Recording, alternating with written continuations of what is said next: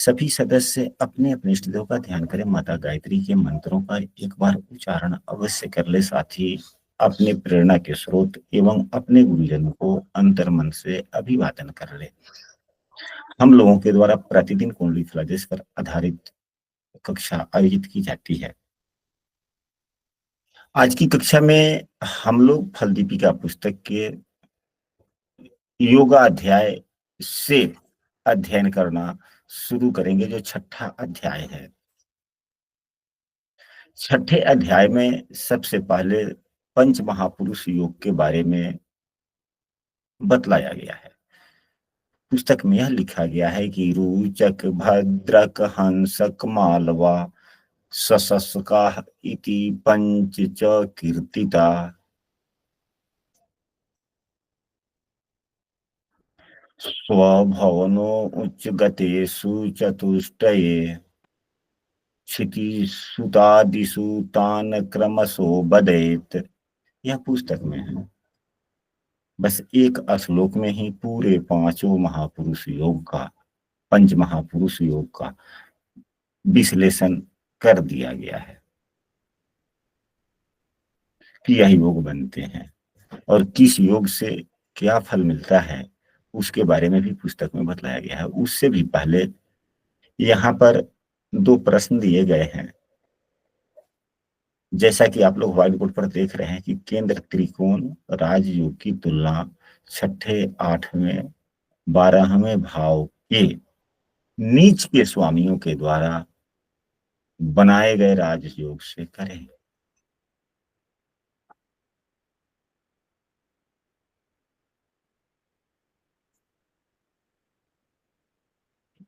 त्रिकोण, केंद्र त्रिकोण राजयोग की तुलना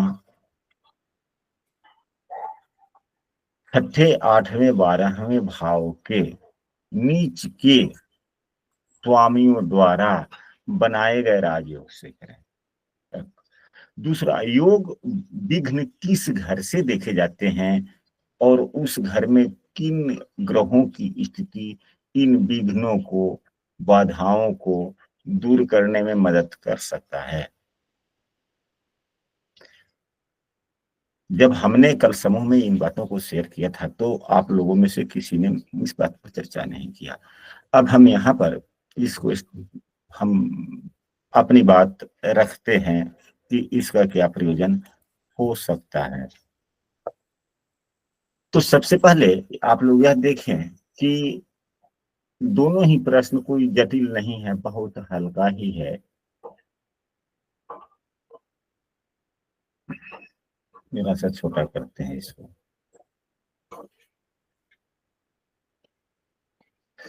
तो केंद्र एवं त्रिकोण ये शुभ भाव होते हैं। इसके स्वामी अच्छे फल देते हैं। केंद्र भाव यह हुआ, त्रिकोण भाव यह हुआ। बहुत ही उत्तम भाव होते हैं। त्रिकोण भाव के स्वामी चाहे पापग्रह की राशि हो या शुभ ग्रह की राशि हो, सदैव अच्छे फल ही देते हैं। एक नंबर वाली बात। दूसरी नंबर वाली बात है कि केंद्र भाव के जो भी स्वामी होते हैं, यदि पापाग्रह कोई स्वामी होते हैं तो वह पाप फल देना भूल जाते हैं, यानी कि बुरे फल नहीं देते, शुभ फल ही देने का प्रयास करते हैं। शुभ फल दे या न दे, लेकिन पाप फल नहीं देते हैं। ऐसा देखा भी गया है, सभी पुस्तकों में भी वर्णित है। यदि शुभ भाव, इन भाव, केंद्र भाव के स्वामी यदि कोई शुभाग्रह हो जाता है तो यह बुरे फल शुभाग्रह भी नहीं देते, अपनी केवल गुण को भूल जाते हैं, लेकिन बुरे फल नहीं देते।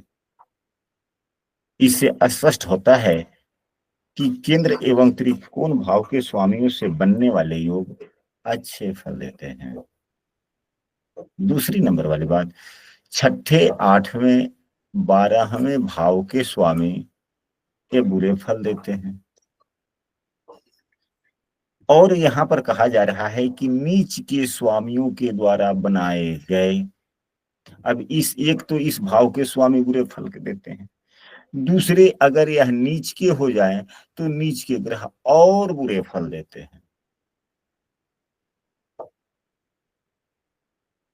तो दोनों में अंतर काफी हो गया, एक अच्छा फल प्रदाता हो गया, दूसरा बुरा फल प्रदाता हो गया। यदि किसी कारण बस अगर इन भावों के स्वामियों से अगर योग भी कोई बनता है, तो धन से संबंधित हो, किसी भी चीज से संबंधित हो, अगर केंद्र त्रिकोण भाव के स्वामी के द्वारा अगर राजयोग बनता है, वह एक प्रकृति के नियमों के अनुरूप कार्य करते हुए व्यक्ति को उन्नति देता है। और इन भावों के स्वामियों का उतना वह एकाएक होता है, उसमें अपना परिश्रम कम होता है, भाग्य थोड़ा ज्यादा काम करता है, जिसे विपरीत राजयोग कहते हैं। अब इसके बाद में जो दूसरा प्रश्न है, योग विघ्न क्या है, किस घर से देखे जाते हैं, और उस घर में किन ग्रहों की स्थिति इन विघ्न बाधाओं को समाप्त करने में मदद करता है। क्या योग विघ्न के बारे में आप लोगों को पूर्व से कुछ पता मालूम है?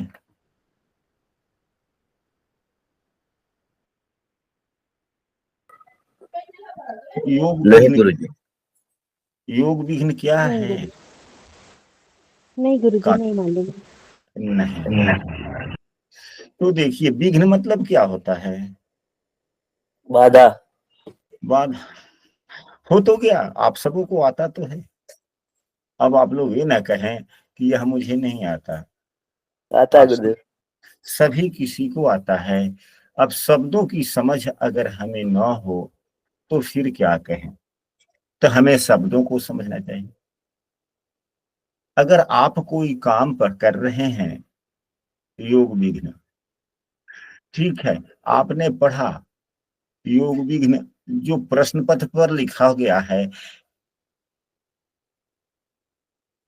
योग विघ्न जो प्रश्न पत्र पर लिखा गया है, वह प्रश्न पत्र किसी विद्यालय का है, किसी संस्थान का है, या किसी कोचिंग संस्थान का ही हो, या किसी संस्थान का हो है। तो जब किसी संस्थान के प्रश्न पत्र पर योग विघ्न लिखा गया है, इसका मतलब यह है कि कहीं ना कहीं किसी न किसी पुस्तक में योग विघ्न है, दिया गया।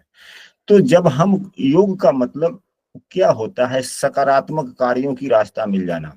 योग का मतलब अगर सीधे योग शब्द है तो कार्यों के लिए सुगमता से रास्ता मिल जाना,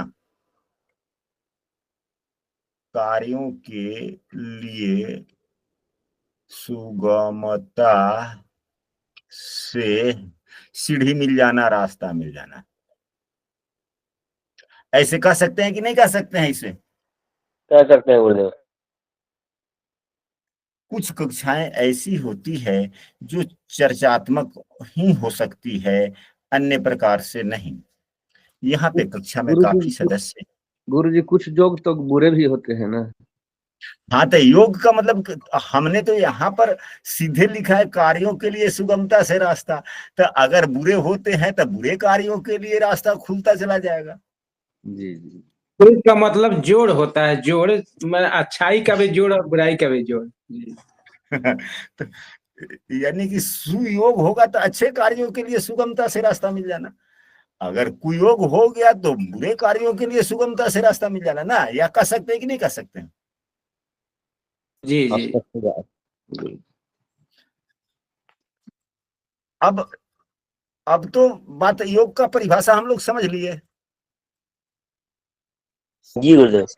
अब उसके बाद में विघ्न शब्द का परिभाषा समझें।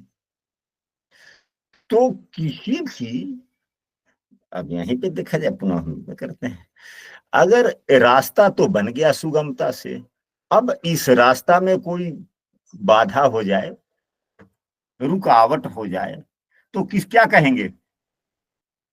विघ्न विघ्न आ कहेंगे गया। कि हमारे विघ्न आ रास्ते में विघ्न आ गया। तो जी इसी को कहते हैं योग विघ्न। इसी को क्या कहते हैं? योग विघ्न विघ्न। कहते हैं। होगा। यानी कि अगर जो कुंडली में बुरे योग बन रहे हो और उसमें अच्छे ग्रह की दृष्टि हो तो बाधा हो गई बुरे कर्म में। हाँ, बुरे योग का बाधा हो गया। तो बुरे का बाधा हो जाना, तो यह भी मतलब कि बुरा योग कोई योग ही नहीं है। बुरा ना हो तो और अच्छी बात है। योग का मतलब कि अच्छे कर्मों के रास्ते हो गए तो अच्छी बात है। तो कहने का मतलब यह है कि किसी भी योग का भंग हो जाना ही योग विघ्न कहा जाता है, जो मुख्य रूप से छठे, आठवें, 12वें भाव से देखा जाता है। तब न छठे, आठवें, 12वें भाव के स्वामी जिस भाव से संबंध बना लेते हैं उस भाव को के फलों को खराब कर देते हैं। अगर कोई योग नवम पंचम से का ही संबंध बन रहा हो कुंडली में, ठीक है, कुंडली में नवम पंचम का संबंध बन गया। अब इसी कुंडली को एक उदाहरण कुंडली मान लेते हैं। आवश्यक है इस प्रकार के प्रश्न पर चर्चा कभी कभी होते रहनी चाहिए। किसी भी लग्न की कुंडली हो, 2, 3, 4, 5, 6, 7, 8, 9, 10, 11, 12 तक अब देखा जाए नवम पंचम का योग बना। अगर बुध एवं शनि परस्पर एक दूसरे को देख रहे हैं, दिखला दीजिए कहीं से भी कहीं। अब बुध देव अगर यहीं पे हो, शनि देव यहां पर हो, एक तो केंद्र में ग्रह हो गए, दोनों अपने अपने स्थिति में मजबूत स्थिति में है। शनि अपने मूल त्रिकोण राशि में शश योग बना रहा है, बुधदेव अपने मित्र की राशि में, दोनों त्रिकोण भाव के स्वामियों का योग बना, अच्छा हुआ। या हम ऐसे भी कह सकते हैं शनि देव यहाँ केंद्र भाव के भी स्वामी हैं और बुध देव त्रिकोण भाव के स्वामी हैं, केंद्र त्रिकोण का योग, बहुत अच्छा आनंद है। परंतु अब यहां पर देखा जाए, अब छठे, 8वें एवं 12वें भाव के स्वामी से अगर संबंध बन जाए तो यह उत्तम वाली योग कुछ कम हो जाएगा, विघ्न पड़ गया। लेकिन अब यहाँ लग्नेश यदि अष्टमेश हो, खष्टेश हो या द्वादशेश हो, दोष ही समाप्त हो जाता है। पुस्तक में सिर्फ एक ही बातें लिखी गई है कि लग्नेश को अष्टमेश का दोष नहीं लगता। तो 8वां भाव तो सबसे बुरा भाव है, तो जब सबसे अधिक बुरे भाव का दोष नहीं लगता तो इससे कम बुरा भाव छठा एवं 12वां है, इसलिए लग्नेश को इन बुरे भाव का दोष नहीं लगता। तो यह तो ठीक हो गया। अब यहाँ पर 1 नंबर की राशि मंगल की है, जो एक केंद्र भाव के भी स्वामी हैं। मंगल देव पापक ग्रह हैं, इनमें शुभता आ गई, कम से कम शुभता तो आया कुछ। लेकिन देवगुरु बृहस्पति 8वें एवं 11वें भाव के भी स्वामी हैं। अगर अब देवगुरु बृहस्पति के द्वारा ही यह योग दृष्ट हो जाए किसी भी प्रकार से, तो क्या होगा? योग भंग हो जाएगा। योग भंग हो गया, योग भंग हो गया। अगर यहीं पे देवगुरु बृहस्पति को बिठा देते हैं, योग भंग हो गया है। इसी को योग विघ्न कहते हैं, इसी को योग विघ्न कहते हैं। कारण छठा भाव शत्रु का होता है, रोग का होता है, प्रतिस्पर्धा का प्रतिनिधित्व करता है। 8वां भाव मृत्यु का स्थिति बतलाता है, परिवर्तन अलगाव का प्रतिनिधित्व करता है। 12वां भाव खर्च का प्रतिनिधित्व करता है, हानि का भी, अलगाव का भी प्रतिनिधित्व 12वां भाव करता है। यदि कोई भी राजयोग या अन्य शुभ योग बनने वाला होता है और ग्रह इन भावों से संबंध बना ले या इन भावों के स्वामियों से संबंध बना ले तो यह योग भंग हो जाता है। इसका मतलब है कि योग के शुभ फल प्राप्त होने में बाधा आ सकती है, समस्याएं आ सकती है, या वे पूरी तरह से फल नहीं मिल सकता है। लेकिन हमारा ज्योतिष विद्या जो है अनंत है। आज तक तो हम इतने वर्षों में यह नहीं समझ पाए कि कुंडली के किस भाव से, जिन जिन भावों से जिन जिन विषय वस्तुओं का विचार किया जाता है, आखिर क्यों किया जाता है, दूसरे भाव से क्यों नहीं। अन्य जैसे कि पंचम भाव बुद्धिमत्ता का है, तो दूसरे किसी भाव से बुद्धिमत्ता का विचार क्यों नहीं किया जाता, यह भी प्रश्न है।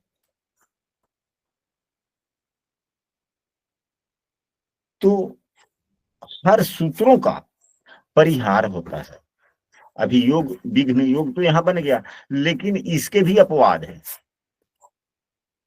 इसमें अपवाद हो सकते हैं कि नहीं हो सकते हैं? हो सकते हैं गुरु जी। अब यही इसी कुंडली में जरा सा वो हो गया था, इसलिए हमने अलग कर दिया। यही 2 नंबर की कुंडली है, 2 3 4 5, यहाँ बुधदेव हो गए 5 6 7 8 9 10 11 12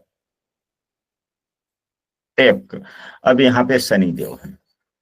अब यहाँ पर यही जब बुरे भाव के स्वामी हो गए देवगुरु बृहस्पति, तो देवगुरु बृहस्पति की स्थितियों को हम लोग दर्शाते हैं। तो देवगुरु बृहस्पति यहाँ होंगे, यहाँ होंगे एवं यहाँ होंगे, तो शनि देव से संबंध बनाएंगे ना।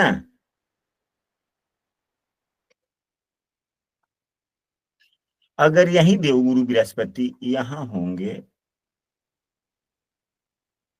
देवगुरु बृहस्पति यहाँ होंगे, देवगुरु बृहस्पति यहाँ होंगे, तो बुध देव से संबंध बना। हालांकि बुध देव के साथ में होंगे तो भी बुध देव से संबंध बना, यानी कि टर्म एंड कंडीशन यही लागू हो, इतना ही लागू हो सकता है ना। तो फिर इसमें जो योग विघ्न पड़ा, या इसके अपवाद भी शामिल हो रहे हैं या नहीं? अपवाद भी शामिल हो रहे हैं। वह कौन कौन सा अपवाद है, तो इस अपवाद को गौर करें कि यह स्वयं देव गुरु बृहस्पति अपने स्वयं के भाव में बैठकर, अब देव गुरु बृहस्पति अपने स्वयं के भाव में बैठकर बुध देव को देख रहे हैं, या ये 12वें भाव में मित्र राशि में बैठकर बुध देव को देख रहे हैं, या यह जो सस योग है पंच महापुरुष योग में देव गुरु बृहस्पति, तो महापुरुष तो व्यक्ति तब होता है जब उदारशीलता, न्यायशीलता, परोपकारिता हो, तभी व्यक्ति महापुरुष कहलाता है। महापुरुष बनने के लिए न्यायशीलता, उदारवादिता, परोपकारिता, पारदर्शिता, ये सभी चीजें आवश्यक है या नहीं है?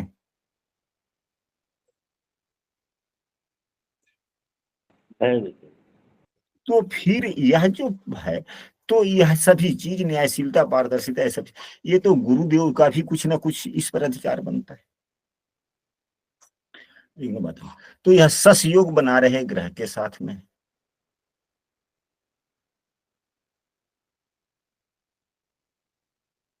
तो यह नुकसानदायक स्थितियां कहाँ कहाँ से बनी। यह केंद्र भाव में बैठकर अगर बना संबंध बना लिए, यहाँ पर हो गए तो यह योग भंग हो गया, यहाँ पे बैठ गए तब योग भंग हो गया, यहाँ पे है दृष्टि दे दिए तो योग भंग हो गया। परंतु यदि इन बुरे भाव के स्वामी अपने ही बुरे भाव में बैठकर अगर संबंध बना देते हैं, देख लेते हैं, तो यह योग विघ्न नहीं होता। कारण यह योग तो अपना अलग प्रभाव दे ही रहा है उत्तमता के लिए, लेकिन यह विपरीत राजयोग भी बन गया। तो जिस ग्रह के द्वारा विपरीत राजयोग बने, तो विपरीत राजयोग का मतलब क्या होता है? संपन्नता की तरफ ले जाना। तो यह भी जो केंद्र भाव त्रिकोण भाव के स्वामी का संबंध बना, यह भी संपन्नता की तरफ ले जाने वाला है, और यह भी संपन्नता की तरफ ले जाने। तो योग विघ्न का अपवाद हो गया कि नहीं हो गया? हो गया। तो हम सबों को यह सभी बातों को अवश्य ध्यान देना चाहिए। अब हम लोग शुरू करते हैं फल दीपिका पुस्तक के बारे में जहां तक हम लोगों ने पूर्व में पढ़ा है, उससे आगे हम लोग अध्ययन करने का प्रयास करते हैं।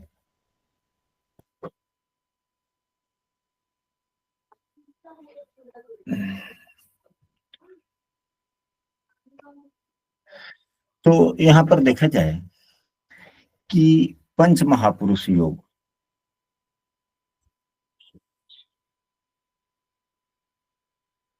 जैसा कि हमने शुरू में भी श्लोक भी पढ़ा था कि रुचक भद्रक हंसक मालवा, रुचक भद्रक हंसक मालवा स्वसस्का इति पंच च कीर्तिता स्वभवनो उच्च गतेषु चतुष्टये क्षिति सुतादिषु तान क्रमशो बदेत। यानी कि पंच महापुरुष 5 प्रकार के महापुरुष योग होते हैं जो मंगल, बुध, गुरु, शुक्र एवं शनि देव से बनते हैं। इनमें सूर्य एवं चंद्रमा से यह योग नहीं बनते, क्योंकि यह तो क्या है, ये स्वयं महापुरुष है।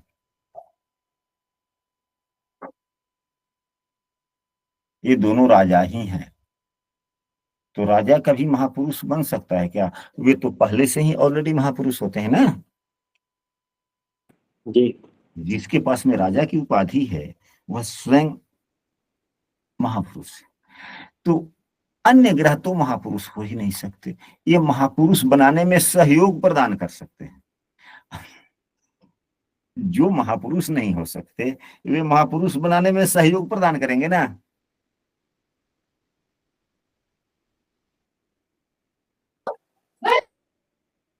इस प्रकार से भी समझ सकते हैं हम। तो मंगल, बुध, गुरु, शुक्र एवं शनि के द्वारा ये पंच महापुरुष योग बनते हैं। यदि मंगल मेष, वृश्चिक, मकर राशि का होकर जन्म कुंडली के केंद्र भाव में बैठे, एक ही सूत्र यही लगा। इसी को केवल याद रखना है कि जो ग्रह अपने स्वराशि 1, 8 या अपने उच्च राशि, तो यही नियम सभी ग्रहों पर 3, 6, अब इनकी उच्च राशि भी 6 ही है। देवगुरु बृहस्पति 9, 12, 4 नंबर की उच्च राशि। शुक्रदेव 2, 7, 12, शनिदेव 10, 11 एवं 7। अगर इन राशियों का होकर अगर ये ग्रह गण अगर लग्न कुंडली के केंद्र भाव में है तो पंच महापुरुष योग का निर्माण होता है। मंगल से, जैसा कि यहाँ पर देख रहे हैं, रुचक योग बनता है। हम लोग इस योग पर भी विस्तृत रूप से चर्चा करेंगे। यदि आप लोगों के कुंडली में पंच महापुरुष योग में कोई एक योग बन रहा हो तो अवश्य लिखें कि हमारे कुंडली में यह योग बन रहा है। तो क्या जो योग का फल है क्या आपको मिल रहा है या कम मिल रहा है? यदि कम मिल रहा है तो क्यों कम मिल रहा है, इस पर हम लोग चर्चा करेंगे। समझने का प्रयास करेंगे कि यह योग कब प्रभावी होता है, कब अप्रभावी हो रहा है। और आज की कक्षा में जो हम लोगों ने योग विघ्न के बारे में पढ़ा, क्या कहीं आपके रुचक योग या पंच महापुरुष योग में कोई योग विघ्न तो नहीं काम कर रहा? बुधदेव या तो मंगल देव यदि केंद्र में अपने स्वराशि उच्च राशि के होते हैं तो रुचक योग बनता है। बुध देव अगर होते हैं तो भद्र योग बनाते हैं। देव गुरु बृहस्पति अगर कर्क, धनु या मीन राशि के होकर केंद्र में होते हैं तो हंस योग बनता है। तो रुचक, भद्रक, हंसक, मालवा, शुक्र देव के द्वारा मालव्य योग बनता है।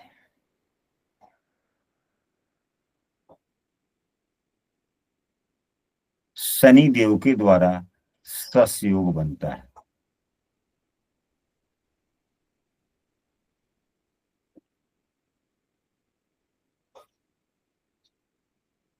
ये पांचों योगों में से किसी भी एक योग में अगर किसी व्यक्ति का जन्म होता है, यानी कि जन्म के समय में जो कुंडली बनती है उस कुंडली में अगर इन पांचों में से कोई भी एक एक योग बनता है तो यह बहुत ही अच्छी बात है। फल अवश्य कुछ न कुछ मिलते हैं। अब इसके बारे में यहाँ पर यह बतलाया जा रहा है कि जो व्यक्ति रोचक योग में पैदा होता है, यानी कि जिसके कुंडली में रोचक योग बना हुआ है, उसका चेहरा बड़ा हो, साहस से धन प्राप्त करे। यानी कि साहस का मतलब क्या होता है? रिस्क होता है, रिस्क ले लेता है। शूरवीर है, बली हो, बलवान हो, शारीरिक क्षमता भी ठीक ठाक हो, शत्रुओं को मारने वाला हो, परंतु अभिमानी हो। यहाँ पे स्वाभिमान एवं अभिमान दोनों दो तरह कर दिया गया। अब यहाँ पर देखिए, यहाँ पर शत्रु को मारने शब्द का आया है, तो मारने का मतलब ही नहीं है मार देना। मारने का मतलब यह है कि पीछे छोड़ देना। मारने का मतलब पीछे छोड़ देना। पीछे छोड़ देना, यानी कि हरा देना, पछाड़ देना, वही बात है। अभिमानी हो, ऐसा व्यक्ति अभिमानी प्रकृति का होता है। सेनापति हो, सेना से तात्पर्य समझना चाहिए कि उच्च पदाधिकारी। अब यहाँ पर सेनापति है, उच्च पदाधिकारी, वह भी कौन? रक्षात्मक, क्योंकि मंगल रक्षा के प्रतीक हैं। अपने गुणों के कारण प्रसिद्ध, कीर्तिमान हो, उद्योग में विजयी।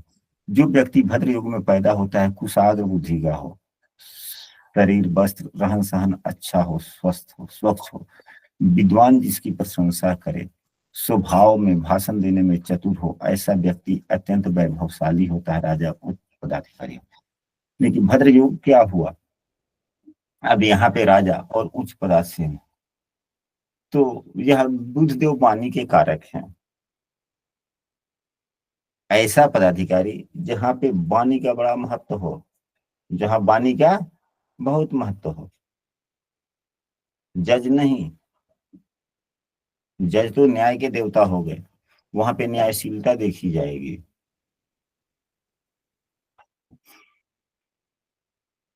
बड़े बड़े पदाधिकारी होते हैं। हम यहाँ पर, हालांकि हमारे इलाके में तो अभी उस प्रकार की कोई बातें नहीं हुई है, और ईश्वर भी करे कि उस प्रकार की कोई बातें कभी ना हो। लेकिन बड़ी बड़ी जब समस्याएं काफी बड़ी हो जाती है, विवाद काफी बढ़ जाता है, तो वहां पर जिला स्तरीय बड़े बड़े पदाधिकारी आते हैं, छोटे मोटे पदाधिकारी आते हैं, लेकिन समस्याओं का समाधान नहीं होता। लेकिन बड़े पदाधिकारी 2 मिनट के लिए ही आते हैं। पदाधिकारी कोई जज नहीं होते, पदाधिकारी तो पदाधिकारी हैं। 5 मिनट के लिए आते हैं, और आते के साथ में वह, जैसा कि मैंने सुना है, आते के साथ में वह अपनी बातों को नहीं कहते, पहले जनमानस की बातों को सुनते हैं, फिर उसके बाद में कुछ ही सेकंड में अपनी बात को रखते हैं वो। और उनकी बात इतनी प्रभावी होती है कि तुरंत विवाद क्या तो शांत हो जाता है, और नहीं तो उग्र से कम शांत तो हो ही जाता है। समस्याएं वक्ती तौर पर सभी समाप्त हो जाती है, ऐसा देखा जाता है। तो यह हुआ उच्च पदाधिकारी वाली बात है, जो, क्योंकि यहाँ पर वाणी वाली बात है, वाणी की प्रभावशीलता हो। अब इसके बाद में जब दिया गया है हंस योग में उत्पन्न हो, जो हंस योग में उत्पन्न हो, उसके हाथ पैरों में शंख, कमल, मत्स्य, अंकुश के चिन्ह हो, उसका शरीर देखने में बहुत सुंदर सौम्य हो, ऐसा व्यक्ति उत्तम भोजन करने वाला हो, सज्जन लोग उसकी प्रशंसा करें।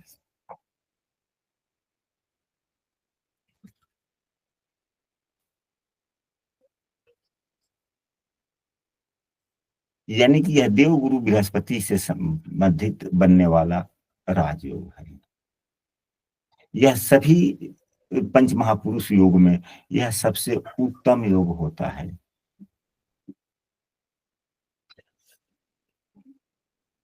इसमें व्यक्ति धर्मात्मा स्वभाव का होता है, पुण्यात्मा स्वभाव का होता है, मतलब कि जितने भी अच्छे गुण हैं वे सभी गुण इस हंस योग में समाहित होता है। अब जो मालव्य योग बनता है, यानी कि शुक्र देव आपके कुंडली के केंद्र में 2, 7 या 12 नंबर की राशि में किसी भी भाव में हो, तो यह योग बनता है। व्यक्ति धैर्यवान, पुष्ट अंग वाला, उत्तम भोजन करने वाला, विद्वान, प्रसन्नमुख, शांतचित्त, पुत्र, स्त्रियों का सुखी, सदैव बुद्धि को प्राप्त, यशस्वी, यानी कि हर यह भौतिक सुखों का आनंद पूरे जीवन भर लेता है। इसमें भी एक विशिष्ट बात है जो हम यह सस योग के बाद में जो चर्चा होंगी उस पर हम बतलाएंगे। जो व्यक्ति सस योग यानी कि शनि देव यदि किसी व्यक्ति के कुंडली में 10, 11 या 7 नंबर की राशि में है तो सस योग बनता है। ऐसे व्यक्ति अत्यंत प्रभावशाली होते हैं, किसी ग्राम के मालिक हों, बहुत से मनुष्यों का स्वामी, उच्च अधिकारी हो, ऐसा व्यक्ति स्वयं बलवान होता है और उसके मातहती में भी अच्छे अच्छे लोग काम करते हैं। ऐसे लोगों की अन्य लोग तारीफ जरूर करते हैं, किंतु वास्तव में सस युग में उत्पन्न लोगों का आचरण उत्तम नहीं होता। ऐसे व्यक्ति अन्य पुरुषों की स्त्रियों में आसक्त रहते हैं। ऐसे लोग धनी व सुखी होते हैं। अब यहाँ पर देखा जाए कि आचरण उत्तम नहीं होता, यह कहा गया है। अन्य जो शेष ग्रह हैं, मंगल जो है वह है तो पापक ग्रह, है तो तामसिक। मंगल ग्रह तामसिक प्रवृत्ति के है ना, जी पापक ग्रह भी है, परंतु ये अपवाद भी हैं। शनिदेव भी पापक ग्रह हैं और शनिदेव भी तामसिक ग्रह ही है ना। तामसिक ग्रह है या राजसिक है या सात्विक है शनिदेव? तामसिक है, तामसिक। तो शनि एवं मंगल के गुण धर्म एक ही हुए हो गए या अलग अलग है? एक दोनों को समझना, जब क्लास चल रही तो दोनों को समझना होगा। शनि मंगल, शनिदेव पापग्रह, मंगल भी पापग्रह। मंगल तामसिक, शनिदेव भी तामसिक।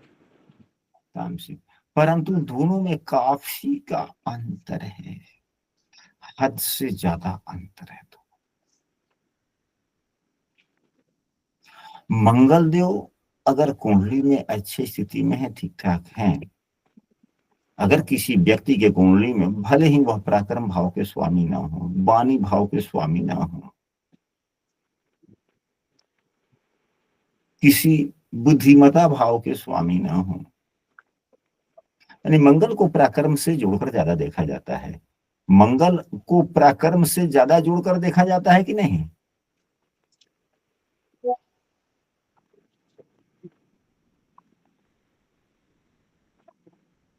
जी गुरु जी। तो भले ही मंगल देव पराक्रम अपने भाव में हो या नहीं, कहीं भी हो कुंडली के, जितने शुभ भाव में होते हैं और जितने बलवान अवस्था में होते हैं, बलवान शुभ स्थिति, बलवान और शुभ भाव, इन तीनों के कॉम्बिनेशन में जितने अधिक मंगल देव की स्थितियां बन जाती है, जितनी अच्छी स्थितियां मंगल की बन जाती है, यानी कि शुभ भाव में भी हो, शुभ स्थिति में भी हो, बलवान भी हो, वह व्यक्ति उतना ही उदारों का उदार होता है वो, और बुरा काम उससे होता ही नहीं, करता ही नहीं। बुरा काम करते हुए डर लगता है उसे, हिम्मत हौसला जवाब दे देता है। परंतु अगर बात सत्य की है तो फिर वह पता नहीं पूरे दुनिया की शक्ति अकेले उसी में आ जाती है और पूरे शक्ति से उसका प्रतिकार भी करता है और दूसरों का भी साथ देता है, दूसरों की भी रक्षा करता है। बुरे समयों में या समस्याओं में, यह मंगल देव का परिचायक है। जितने मंगल अच्छे होंगे उतने ही व्यक्ति को बुरे कर्मों से डर भी लगता है, करना ही नहीं चाहता, मन में आता ही नहीं। लेकिन यह बातें शनि में नहीं है। यही मंगल एवं शनि के गुण धर्मों में कुछ अंतर है, या क्यों है, इस पर भी बातें हो सकती है। पहले इस महापुरुष योग के सही बातों को पढ़ ले। ऊपर जो 5 योग बतलाए गए हैं, मंगल बुध बृहस्पति शुक्र शनि, में से कोई ग्रह स्वराशि उच्च राशि का अगर केंद्र में बैठे हो तो यह क्रमशः 5 योग बनते हैं। यहाँ बात ध्यान रखनी चाहिए कि मंत्रेश्वर महाराज जी का कथन है कि चंद्र लग्न से केंद्र में भी उपयुक्त ये 5 ग्रह में कोई ग्रह हो तो यह भी योग बनता है, लग्न से केंद्र में हो या चंद्र कुंडली से केंद्र में हो। स्पष्ट हो गया कि मंत्रेश्वर मुनि जी क्या बतला रहे हैं कि लग्न से केंद्र में हो या चंद्र लग्न से केंद्र में हो तो भी यह सिद्धि प्रदान करने वाला योग होता है। कहने का तात्पर्य है कि जैसे जन्म लग्न से केंद्र का विचार करना चाहिए, वैसे ही चंद्र लग्न से भी विचार करना चाहिए। यदि कोई एक ग्रह उपयुक्त प्रकार से योगकारक हो तो मनुष्य भाग्यवान होता है। यदि 2 ग्रह योग बनावे तो राजा के समान, 3 ग्रह योग बनावे तो राजा हो, 4 ग्रह योग बनावे तो महाराजा। यानी कि जितने अधिक ग्रह मजबूत हो रहे हों उतना ही उस योग में बल मिलता चला जाता है, या जितने अधिक प्रकार के योग अच्छे योग कुंडली में बन रहे हो उतनी व्यक्ति अच्छा होता चला जाता है। इस कुंडली में रुचक मालव योग सस योग है, जन्म लग्न में केंद्र में स्वराशि का मंगल है, रुचक योग हुआ। जन्म लग्न से चौथे में केंद्र का स्वराशि शुक्र हुआ, अतः मालव योग हुआ। जन्म लग्न से केंद्र में सप्तम में स्वराशि का शनि होने से सस योग हुआ। यानी कि वैसी स्थितियां यहाँ पर बतला दी गई है। कुछ यहाँ पर अलग बातें भी दी गई है, उसको भी पढ़ लिया जाए। प्रायः ज्योतिष के प्रसिद्ध ग्रंथों में यह 5 महापुरुष योग बतलाए गए हैं, परंतु मानसागरी नामक पुस्तक में इस महापुरुष योग का भंग कैसे होता है यह भी लिखा गया है। मानसागरी कर्ता लिखते हैं कि यद्यपि मंगल बुध बृहस्पति शुक्र शनि केंद्र में अपने उच्च या राशि में स्थित होने से 5 महापुरुष बनाता है, किंतु यदि जो ग्रह बना रहा है वह सूर्य या चंद्रमा के साथ हो तो ऐसे महापुरुष योग के प्रभाव नहीं बनते। यानी कि 5 महापुरुष योग नहीं हुआ। अब यहाँ पर बताया जाए सहयोग किस प्रकार किया जाता है। जो हमने पूर्व में बातें कही है कि सूर्य एवं चंद्रमा ये महापुरुष नहीं बनाते, क्योंकि ये स्वयं महापुरुष है, राजा है दोनों, तो राजा महापुरुष होता ही है। अन्य व्यक्ति के सहयोग से कोई राजा बन सकता है, तो राजा क्यों है? तो ये तो 9 ग्रहों की सभा है, इन्हीं लोगों के माध्यम से, इन्हीं 5 ग्रहों के माध्यम से ही, सहयोग से ही तो वो राजा है ना। राजा मानने पर राजा है ना। हम ही यहाँ पर कक्षा का संचालन कर रहे हैं आप लोगों के सहयोग से। आप लोग इस कक्षा में आए ही नहीं तो क्या कक्षा की महत्ता रह जाएगी? नहीं गुरुदेव, नहीं गुरुजी, बिल्कुल नहीं रह जाएगा। इसलिए इन 5 ग्रहों के सहयोग से बनता है, या वाली बात है। अब यहाँ पर तो यदि सूर्य या चंद्रमा के साथ में युक्त हो जाएंगे तो फिर क्या, वो तो स्वयं महापुरुष है। एक वो वाली बात होगी। दूसरी बात यह भी हो सकती, यह भी होती है कि जब आपके पास में पावर रहेगा, ताकत रहेगा, तभी तो आप किसी को महापुरुष बना सकते हैं ना जी। अगर मैं ही यहाँ पर बोल रहा हूं, कुछ कभी कभी ऐसे शब्द का इस्तेमाल करने पड़ते हैं जो मैं नहीं करना चाहता। अगर मैं पढ़ा ही रहा हूं, ज्ञान भले भी कितनी हो जाए, अभी जितना है इससे कई गुना अधिक हो जाए, परंतु जो एक स्किल पावर है, क्षमता है, वही ना हो, वही समाप्त हो गया हो, बाधित हो, हम क्या पढ़ा पाएंगे, बोल पाएंगे, समझा पाएंगे? कतई नहीं। तो पावर तो है, देना तो चाहते हैं, यानी कि अंदर में क्षमता है, देना चाहते हैं, लेकिन वही प्रभावहीन हो गया यानी कि निस्तेज हो गया, अस्त हो गया, तो फिर वह फल कैसे मिलेगा? मिलेगा? नहीं मिलेगा गुरु। नहीं मिलेगा।